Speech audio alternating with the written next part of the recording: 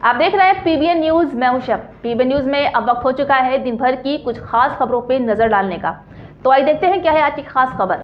संभल में समाजवादी पार्टी के सांसद जियाउर रहमान बर्क ने कहा कि संभल के बाशिंदों को एंटी टेररिज्म स्क्वाड की कोई जरूरत नहीं है। उन्होंने कहा है कि मुसलमान आतंकवादी नहीं है और जो आतंकी है वो मुसलमान नहीं हो सकते। बर्क ने सरकार से अपील की है कि एटीएस की जगह संभल में विश्वविद्यालय, मेडिकल कॉलेज और उद्योग जैसे विकासपरक संस्थान खोले जाएं ताकि यहां के लोगों का भविष्य बेहतर हो सके। वहीं सपा सांसद ने कहा है कि संभल के मुसलमान बिना किसी डर के अपनी रोजमर्रा की जिंदगी जी रहे हैं। उन्होंने कहा है कि यहाँ एटीएस की स्थापना का कोई औचित्य नहीं है। सरकार को चाहिए कि वो विकास और रोजगार की दिशा में काम करे। अगर विश्वविद्यालय, अस्पताल और उद्योग खोले जाएंगे तो युवाओं को शिक्षा और रोजगार मिलेगा। वहीं सपा सांसद ने यह भी कहा है कि अगर संभल में विश्वविद्यालय खुलेंगे तो वहां मुसलमान ही नहीं बल्कि हिंदू बच्चे भी पढ़ेंगे। इसी तरह अगर उद्योग लगाए जाएंगे तो केवल मुसलमानों को नहीं बल्कि हिंदू को भी रोजगार मिलेगा। आपको बता दें कि बर्क ने आरोप लगाया है कि सरकार वक्फ कानून के जरिए मुस्लिम समाज को टारगेट कर रही है। उन्होंने कहा है कि अभी बिल आया भी नहीं है लेकिन कब्रिस्तानों को तोड़ा जा रहा है। इससे मुस्लिम समाज की धार्मिक भावनाओं को ठेस पहुंच रही है जो बेहद गलत है। उन्होंने दोहराया है कि वो इसका कड़ा विरोध करते हैं। कुछ दिन पहले इजराइल ने कतर की राजधानी दोहा में एक एयर स्ट्राइक की जिसका लक्ष्य था हमास के कुछ नेता। इस हमले में एक कतरी सुरक्षा अधिकारी भी मारा गया। ये हमला न सिर्फ कतर की संप्रभुता पर सीधा हमला माना जा रहा है बल्कि पूरे मुस्लिम जगत में इसे गंभीर संकट के रूप में देखा जा रहा है।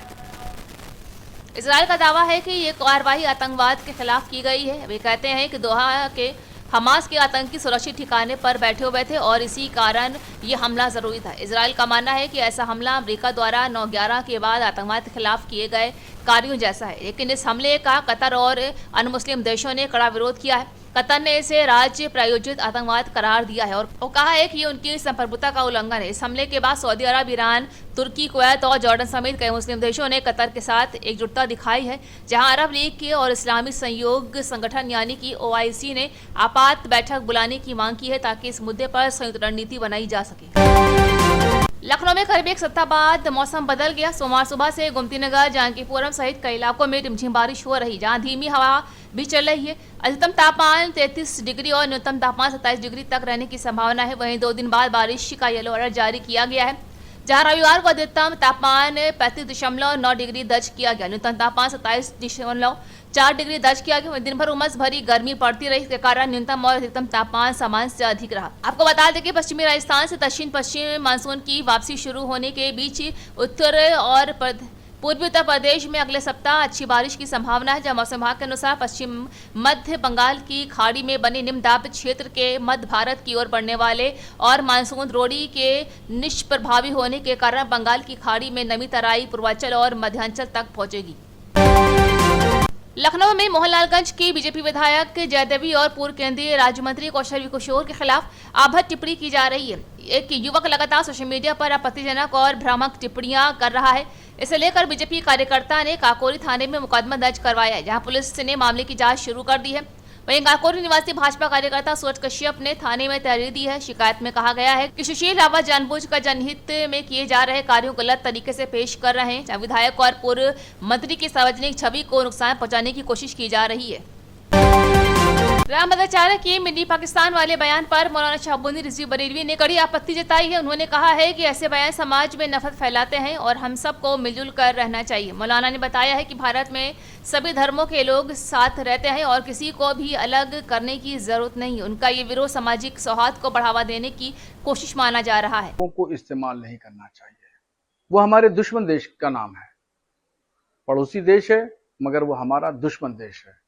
इसलिए स्वामी जी को दुश्मन देश का नाम इस्तेमाल करने की कोई जरूरत नहीं है। और जहां तक पलायन की बात कर रहे हैं, ये बिल्कुल सरासर झूठ है। कहीं कोई पलायन नहीं कर रहा है। जो जहां पे है वहीं रह रहा है, वहां खुशहाल है और हिंदू मुसलमान सब लोग मिलजुल करके रह रहे हैं।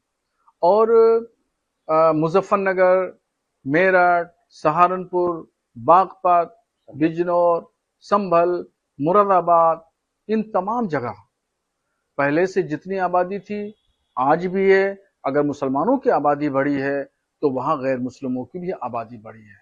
आबादी का तनासुब बिल्कुल बराबर है। पूरे भारत में 20% मुसलमान हैं, गवर्नमेंट का आंकड़ा है और 80% गैर मुस्लिम आबादी है। ऐसा नहीं है कि 80% जो है वो मुस्लिम आबादी हो गई और 20% गैर मुस्लिम आबादी हो गई। स्वामी जी जो कह रहे हैं उनके कहने का नजरिया ये है कि 80% जो है वो मुसलमानों की आबादी हो गई और 20% जो है वो हिंदुओं की आबादी हो गई। वो कहने का उनका नजरिया वो ये है और वो ये सरासर जोग्राफिया के एतबार से, आदादो शुमार के एतबार से जो कह रहे हैं वो सरासर बिल्कुल हिंदुओं को भ्रमित करने वाली बात कर रहे हैं, गुमराह करने वाली बात कर रहे हैं। वो धर्मगुरु हैं, मैं धर्मगुरु होने की हैसियत से मैं उनका एहतराम करता हूं, उनकी इज्जत करता हूं, उनका सम्मान करता हूं, मगर इस तरीके से हिंदुओं को भ्रमित करने की कोशिश न करें। तो ये थी आज दिन भर की खास खबर। ताजा खबरों की अपडेट के लिए जुड़े रहिए हमारे साथ पीबीएन न्यूज पर।